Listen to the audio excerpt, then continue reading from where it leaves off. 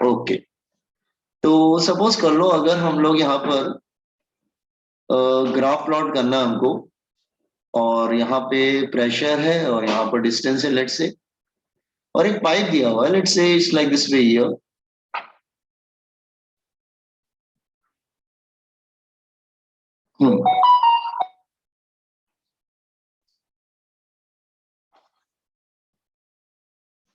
Okay, so it's like this वे, ये कुछ इस तरह से है, और इस तरह से उसमें पाइप दिया हुआ है। हाँ बेटा, जस्ट स्टार्ट किया मैंने। ओके, सो इसको हम लोग ओरिजिन ले लेते हैं, लेट्स से this is origin and this is suppose x axis ले लिया। तो हमको बताना है कि मतलब प्रेशर और डिस्टेंस के बिटवीन कैसा वेरिएशन होगा, और लिक्विड इसमें फ्लो कर रहा है, of course liquid is there,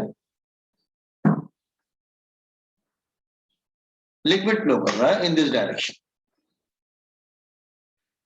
आप लोग को क्वेश्चन समझ में आ रहा है boys and girls? Okay, have you understood? Okay now, अच्छा इधर देखो, इधर एरिया 1 ले लेते हैं, इधर एरिया 2 ले लेते हैं, इधर वेलोसिटी v1 ले लेते हैं, इधर वेलोसिटी v2 ले लेते हैं, इधर प्रेशर p1 ले लेते हैं, इधर प्रेशर p2 ले लेते हैं। तो अब ये देखो, अगर हम इक्वेशन ऑफ कंटिन्यूटी को देखेंगे, according to equation of continuity, कल ही हमने पढ़ा था इक्वेशन ऑफ कंटिन्यूटी की, इक्वेशन ऑफ कंटिन्यूटी क्या बोलती थी कि PV, sorry no not PV, velocity into v into a is constant, यही था। इसका मतलब velocity is inversely proportional to cross section area. इसका मतलब if a1 is greater than a2, so v1 is less than v2, तो यहां पर velocity कम होगा। और हमने बर्नौलीज थ्योरम में क्या पढ़ा था? बर्नौलीज थ्योरम में हमने पढ़ा था कि p plus half row v square is constant. इसका मतलब हुआ अगर वेलोसिटी ज्यादा होगा तो प्रेशर कम होगा, यही मतलब हुआ ना। If velocity is increasing, if v1 is less than v2, इसका मतलब जहां पे वेलोसिटी कम होगा वहां पे प्रेशर क्या हो जाएगा? ज्यादा हो जाएगा। तो p1 is greater than p2। तो कहने का मतलब अगर दोनों को हम समराइज करूंगा तो actually velocity cross section area के भी इनवर्सली प्रोपोर्शनल होता है, वेलोसिटी प्रेशर के भी इनवर्सली प्रोपोर्शनल होता है। तो दोनों को क्लब करेंगे तो अल्टीमेटली क्या होगा? Pressure is proportional to what? Cross section area. So graph कैसा बनेगा फिर हमारा? हमारा जो ग्राफ बनेगा, ग्राफ कैसा बनेगा? तो ग्राफ लाइक दिस वे, पहले प्रेशर ज्यादा होगा, यस ग्राफ लाइक दिस वे, पहले प्रेशर ज्यादा होगा एंड पहले प्रेशर ज्यादा होगा, फिर जैसे जैसे कम होगा प्रेशर गोज ऑन डिक्रीजिंग, फिर ऐसे हो जाएगा। तो प्रेशर जो है ना वो क्रॉस सेक्शन एरिया के अकॉर्डिंग वेरी करेगा, ये ध्यान रखना। तो 2-3 रिजल्ट्स याद रखना, velocity is inversely proportional to cross section area and velocity is inversely proportional to pressure. So you can say pressure directly proportional to cross section area. You got this one graph समझ में आया सबको? Yes sir.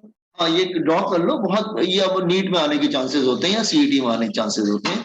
JEE में बहुत पहले ये आया हुआ था, उसके बाद काफी टाइम से नहीं पूछा गया, but you should no this one कि प्रेशर और एरिया में क्या रिलेशन होता है।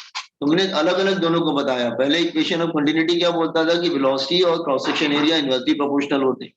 फिर बर्नौलीज थ्योरम ने बताया कि अगर वेलोसिटी ज्यादा होगा तो प्रेशर कम होगा एंड वाइस वर्सा। तो अल्टीमेटली दोनों रिजल्ट को जब हम कंबाइन करेंगे तो हमको क्या रिजल्ट मिल जा रहा है कि pressure is directly proportional to cross section area. ठीक है? तो अकॉर्डिंग टू दिस ग्राफ हम आगे बढ़ाना स्टार्ट करते हैं। तो कल का थोड़ा सा हम लोग डिस्कस कर रहे थे।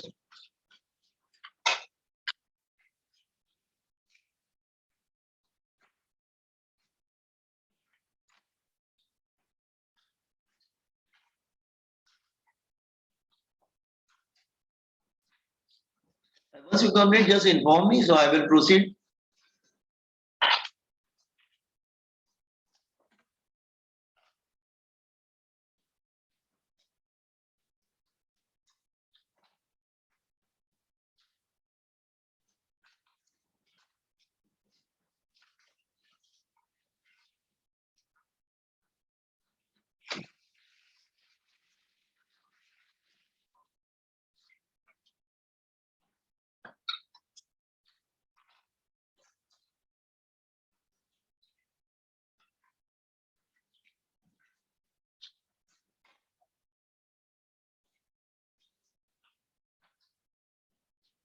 ये प्रेशर और डिस्टेंस वर्सेस ग्राफ है, ये याद रखना पड़ेगा। इन दोनों का जो सम होता है ना वो कांस्टेंट होता है बर्नौली। तो एक अगर बढ़ेगा तो दूसरा घटेगा, और यहाँ पे क्या है, V is equal to constant, एक बढ़ता है तो दूसरा घटता है। It's like this way. So I hope everybody completed. So I will proceed. 1 minute.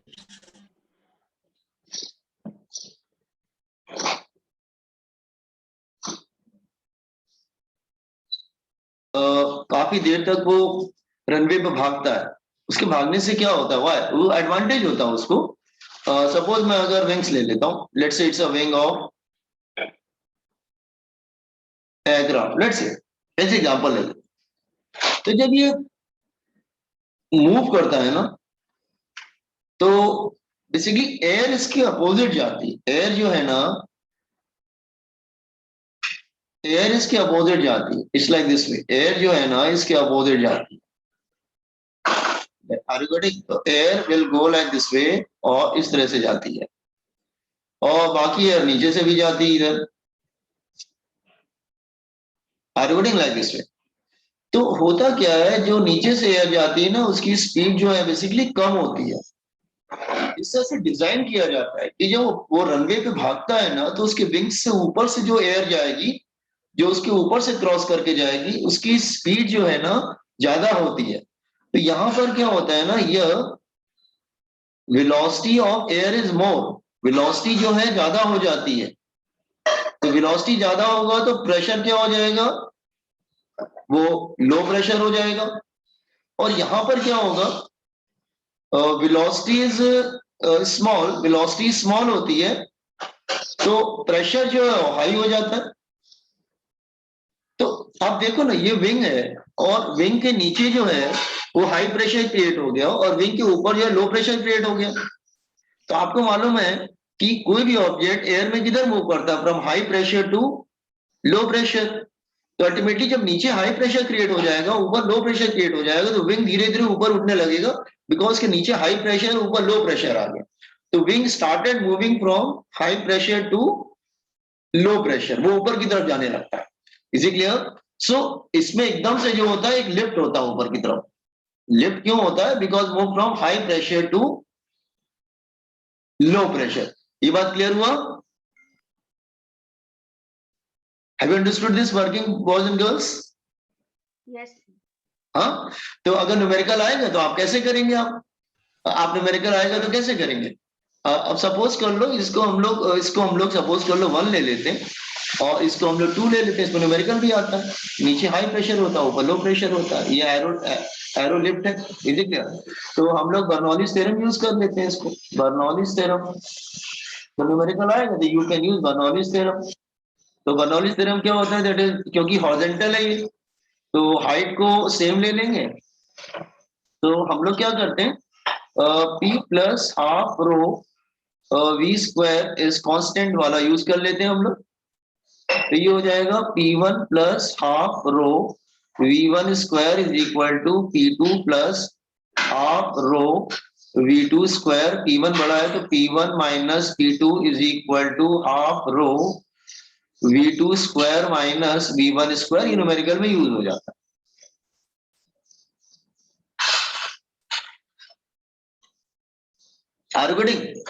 और आप इसको डेल्टा पी भी बोल सकते हैं, you can say delta P also. ये आप इसको डेल्टा पी भी बोल सकते हैं। तो डेल्टा पी क्या हो जाता है, आप रो V2 square minus V1 square. फिर आप क्या कर सकते हैं, प्रेशर को फोर्स अपॉन एरिया भी लिख सकते हैं। तो pressure is force into area, half rho V2 square minus V1 square. तो जो फोर्स होता है वो तुम्हारा वेट बन सकता है, दैट इज mg। वो वेट को बैलेंस करने के लिए काम आता है। तो इस तरह से आप इसको न्यूमेरिकल में यूज कर सकते हैं boys and girls. Are you getting what I am saying?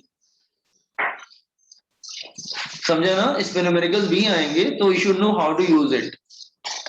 Force मतलब विंग का वेट नीचे की तरफ होता है, तो फोर्स को वेट ले सकते हैं। तो प्रेशर जो है ना, फोर्स इनटू एरिया को बैलेंस करता है, बिल्कुल क्लियर। तो competent the information and try to use in numericals आने के चांसेस होते हैं इस पे, ठीक है। तो कॉपी कर लीजिए पहले डायग्राम, उसके बारे में नीचे फॉर्मूलेस लिख लीजिए।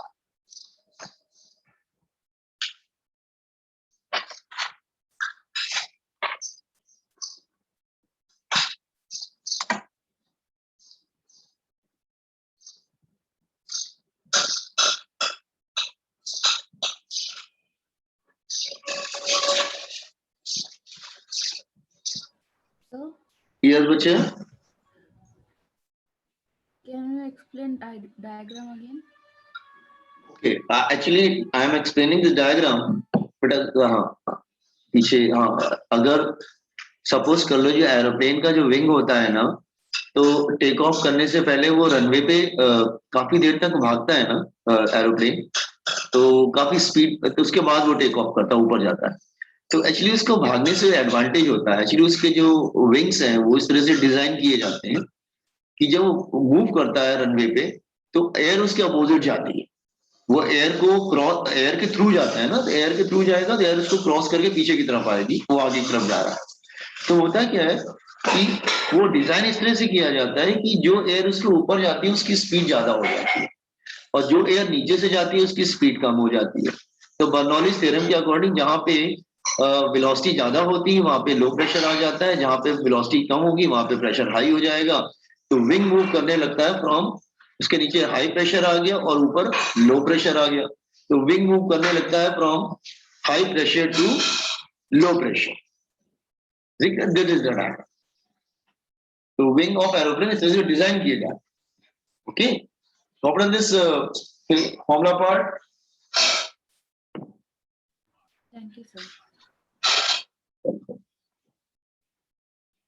I'm taking one more example, Magnus effect. Magnus effect.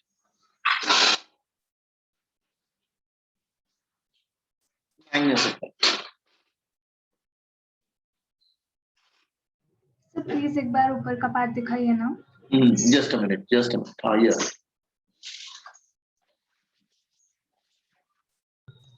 Sir और भी ऊपर। Okay, just a minute. ये ग्राफ वाला, अच्छा पहले इसको कॉपी कर लीजिए फिर मैं कर दिखाता हूँ। Just copy down this one first.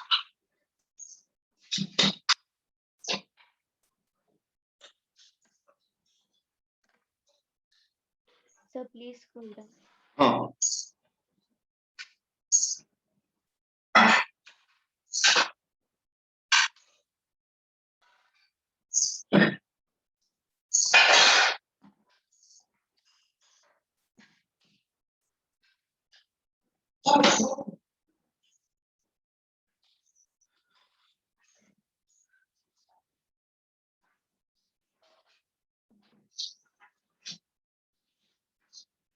done by everyone. Yes sir. Okay. Wait, sir.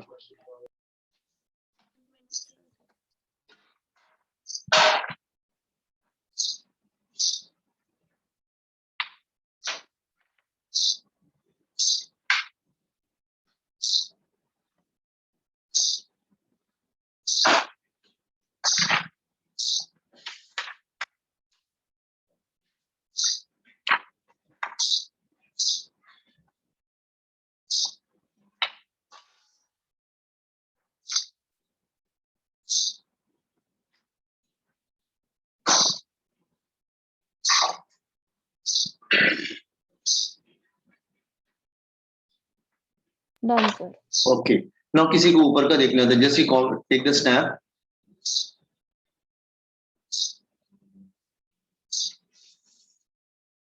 Okay sir. Now I'm going next. Magnus effect.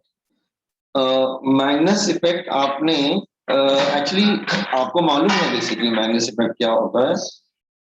You can say swing of ball, swing of cricket ball या football, जैसे here swing of ball. इसका मतलब क्या हुआ कि जैसे here deflection of a ball, deflection sideways, sideways मतलब side में डिफ्लेक्शन होता है। कैसे? जैसे यार आपने देखा होगा कि फुटबॉल के गेम में जब जो प्लेयर जो है ना फुटबॉल को किक अप्लाई करता है तो आप देखिए वो हवा में स्विंग करता है, मूव करता है वो, हर कोई लेफ्ट या राइट या ऊपर ऐसे स्विंग करता है बेसिक। सेम थिंग क्रिकेट में भी होता है।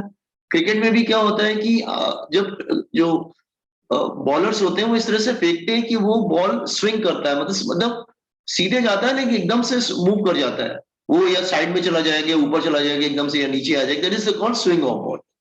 Is it clear? आर्गुडिंग स्विंग मतलब सपोज कर लो इसने फुटबॉल को किक किया, अब किक कैसे जा रहा है, एक्चुअली जाना इधर चाहिए लेकिन वो धीरे धीरे स्विंग कर गया, इधर चला गया। आर्गुडिंग that is the swing of ball. उसको हम लोग क्या बोलते हैं? Magnus effect, that is called Magnus effect. तो मैग्नस इफेक्ट क्यों होता है देख लो जरा, ये भी इंपॉर्टेंट पार्ट है। तो जस्ट ये स्विंग, एक तो स्विंग कभी होता है जब एयर का फ्लो रहता है। अगर एयर का फ्लो नहीं रहता है तो बहुत ज्यादा स्विंग भी नहीं करती।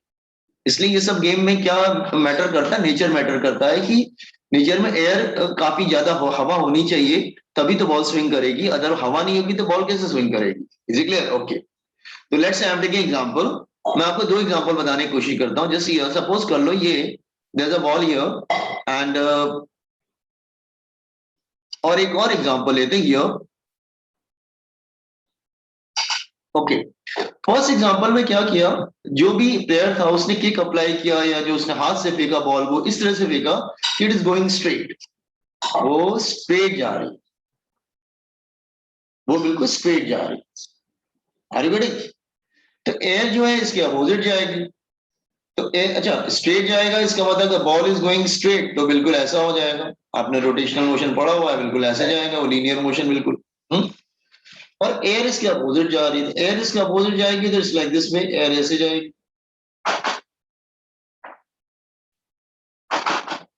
Are you getting?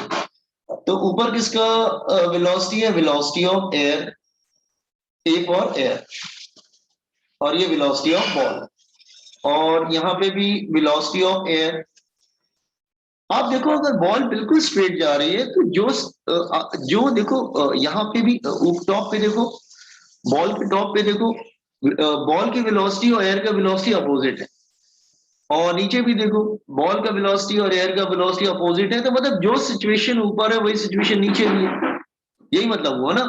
इसका मतलब जो सिचुएशन ऊपर है और सेम सिचुएशन नीचे है, इसका मतलब यहाँ पे कोई प्रेशर डिफरेंस नहीं होता है, जो प्रेशर ऊपर होता है वही प्रेशर नीचे होता है, क्योंकि एक जैसी सिचुएशन है बिल्कुल। तो प्रेशर डिफरेंस जीरो होता है and ball is still going straight, वो स्ट्रेट जाती है। लेकिन अब स्विंग कराना होता है तो जानते हो क्या करते हैं प्लेयर्स, वो ऐसे उसको हिट करेंगे या ऐसे उसको फेंकेंगे कि वो रोटेट करे, वो आगे भी जाए और रोटेट भी करे। तो आगे और रोटेट दोनों करेगा तो क्या होगा, सपोज कर लो अब ये रोटेट करने लगा, let's say it's rotating, let's say it's rotating like this, ठीक है। या हम ऐसे ले लेते हैं सपोज अब ये रोटेट करने लगा, तो रोटेशन में आपको मालूम है वेलोसिटी डायरेक्शन किधर होता है, along the tangent. Velocity direction किधर होता है, along the tangent. Now it is moving forward, motion तो राइट की तरफ है, ठीक है। अब अगर एयर इसके अपोजिट जाएगी, क्यों? बिकॉज इट रोटेटिंग आल्सो, आगे भी जा रहा है रोटेट भी करता है, आगे भी जा रहा है रोटेट भी करते जा रहा है, are you getting like this way. अब जो है एयर इसके अपोजिट जा रही है, let's say now air is going like this way. अब एयर अगर इसके अपोजिट जा रही होगी तो ऊपर देखो और नीचे सिचुएशन अब एक जैसी सिचुएशन तो नहीं है, जस्ट वेट, अब एक जैसी सिचुएशन तो नहीं है। Are you getting? आप क्या नोटिस कर रहे हैं कि नीचे जो है, जैसे एक मिनट, हाँ आप देखिए कि नीचे जो है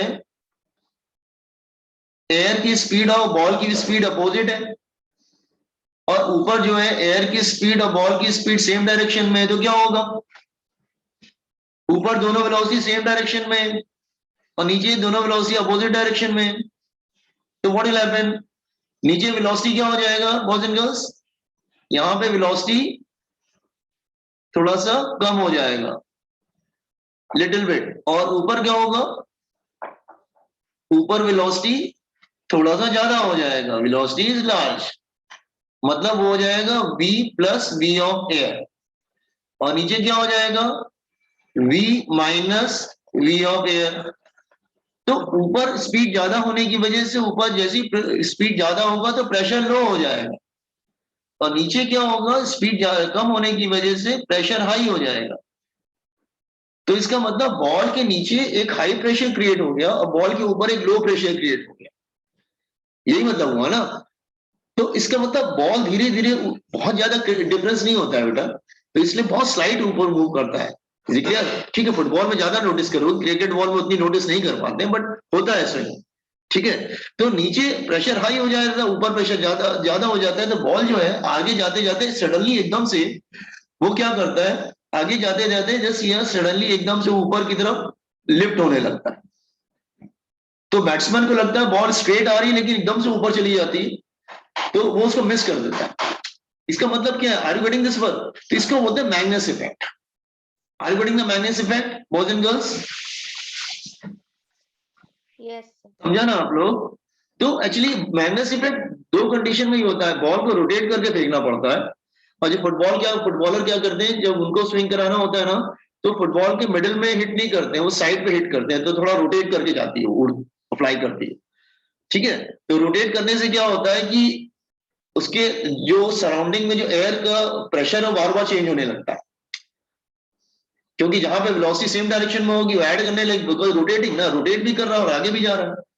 तो जहां पे उसके साइड में वेलोसिटी ज्यादा होगी वहां प्रेशर कम हो जाएगा, और जो वेलोसिटी कम होगी प्रेशर ज्यादा होगा, तो उसके साइड में प्रेशर वेरी करने लगता है, तो अल्टीमेटली वो हाई से लो की तरफ जाने लगता है, तो बार बार उसका डायरेक्शन चेंज होने लगता है। इट्स लाइक दिस वे, तो दैट इज कॉल्ड मैग्नेस इफेक्ट।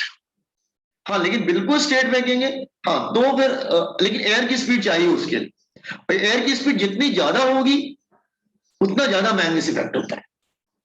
तो मतलब it need more air more मैग्नेस effect.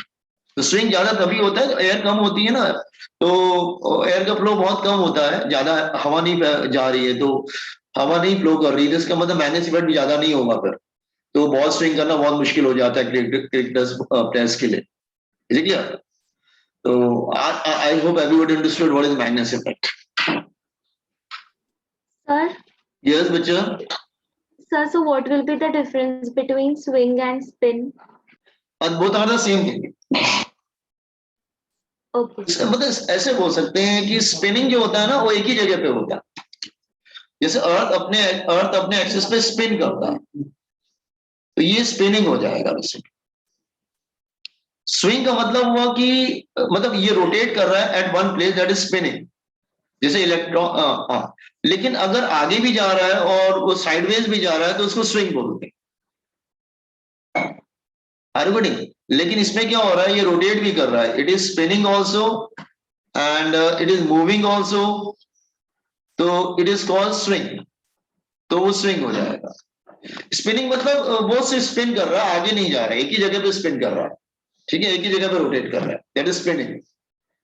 जैसे ग्लोब होता है वो स्पिन करता है, ठीक है, तो हाँ, लेकिन आगे भी जा रहा है, मोशन में जा रहा है और वो मूव भी कर रहा है, तो उसको स्विंग बोलते हैं।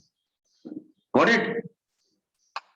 सर वो जैसे होता है ना, बॉलर स्पिन भी करते हैं और स्विंग भी करते हैं, तो दोनों में इट गोज फॉरवर्ड, नहीं, राइट? स्पिन नहीं करते हैं। बॉल। हाँ चलिए, उसको बोलने को वही बोल जाते हैं जी, प्रॉपर वर्ड इज स्विंग, वो स्विंग होता है बेसिकली, बट लोग बोलने को कुछ भी बोल जाते हैं, but the proper word is swing. Okay. Spin spin मतलब रोटेट करना। अब उसको वो स्विंग से कैसे रिलेट कर लेते हैं, may be, but have you understood the concept part कि वो ऐसा स्विंग यस क्यों सर। कर रहा है? ओके।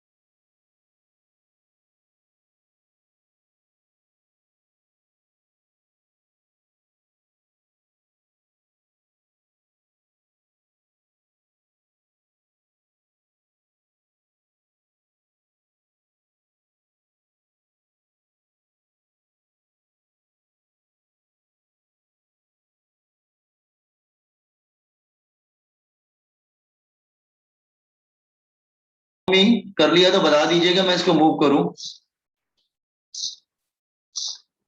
हो गया? Yes. Okay, see here. Sir, wait.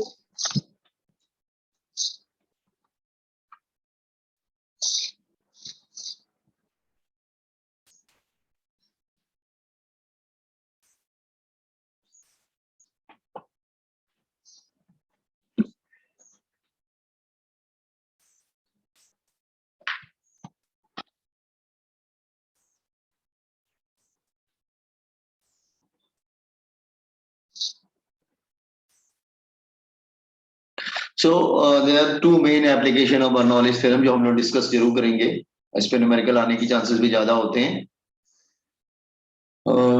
First application Venturi meter, Venturi meter, Venturi meter, ठीक है। वेंचुरी मीटर क्या है? It's a device, device use to measure rate of flow of fluid, rate of flow of fluid, मतलब dV by dt, then rate of flow of fluid की volume flowing per unit time, मतलब volume flowing per unit time, volume flowing per unit time, that is called Venturi meter. Can I scroll everything down, boys and girls? Yes, sir. Okay, तो हम लोग application लिख लीजिए heading venturi meter. इसको देखते हैं जरा वेंचुरी मीटर क्या होता है। लुक हियर, अगर सपोज कर लो, अगर मैं इस हाँ इस तरह से मैं लेता हूँ, सपोज कर लो इसको डायग्राम को, ओके एंड नहीं इधर नहीं कुछ, तो हाँ ठीक है।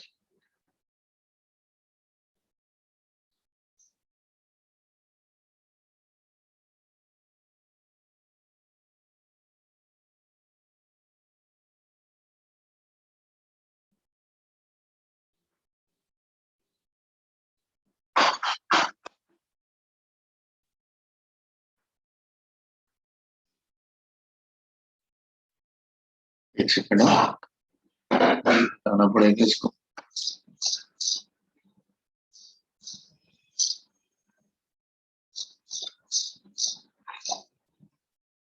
हाँ it's like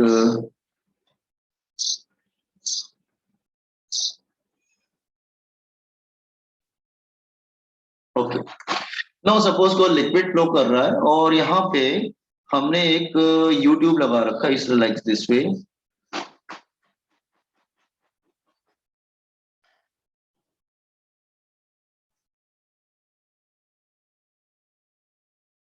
okay now let me make it straight।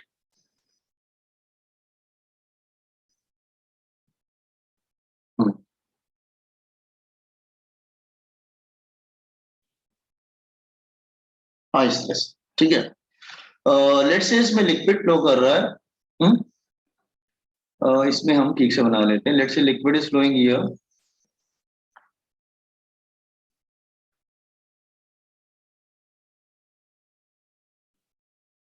Okay. तो लेट्स से यहाँ पे क्रॉस सेक्शन एरिया प्रेशर क्या है, सब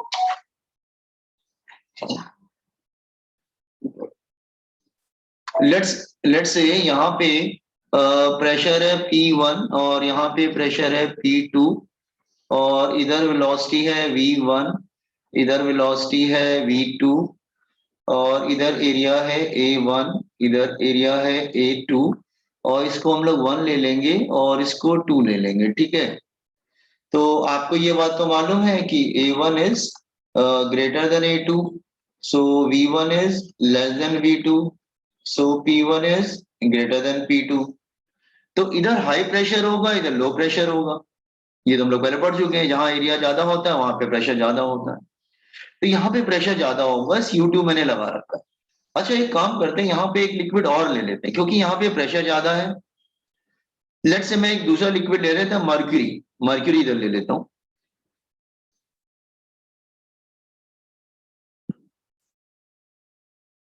लेट्स एक दूसरा लिक्विड ले लेता हूं इधर, mercury. Okay, let's I am taking here mercury. Density mercury का, लेट्स से अगर हम इसको रो एम ले लेते हैं, M for mercury, density of mercury.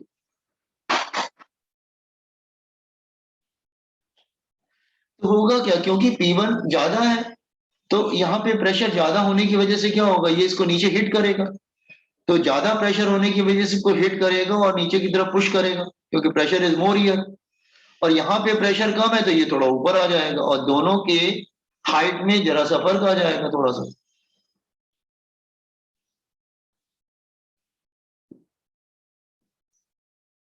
It's like this वे, क्योंकि यहाँ पे प्रेशर ज्यादा है ना, यहाँ पे प्रेशर क्या लगेगा, P1 लगेगा, और यहाँ पे प्रेशर क्या लगेगा, P2 लगेगा। और क्योंकि P1, एक मिनट मैं इसको दूसरे कलर से कर देता हूँ। यहाँ पे प्रेशर लग रहा है P1 और यहाँ पे प्रेशर लग रहा है P2, क्योंकि P1 ज्यादा है, ठीक है, और P2 जो है थोड़ा सा कम है, तो ये लेवल नीचे आ जाएगा और ये लेवल ऊपर चला जाएगा। Are you getting this diagram first of all? समझ में आ रहा है क्या? Yes, sir. Okay, just a minute, हाँ थोड़ा ठीक कर लेते हैं इसको। हाँ, यहाँ पे प्रेशर P1 लगेगा, यहाँ पे प्रेशर P2 लगेगा, और क्योंकि ये लिक्विड है इस तरह से तो ये थोड़ा नीचे आ जाएगा और वो पार्ट थोड़ा ऊपर चला जाएगा। Is it clear like this? और दोनों की हाइट में डिफरेंस आ गया। Are you getting the diagram? So Bernoulli theorem apply करें। अच्छा, हाइट इसकी सेम है, इट्स अ हॉरिजॉन्टल, तो अगर ग्राउंड से देखेंगे इट्स अ ग्राउंड हियर, अगर ग्राउंड देखेंगे तो ये ग्राउंड है, तो ग्राउंड से जो हाइट आती है ना वो हाइट तो सेम रहेगी ग्राउंड से।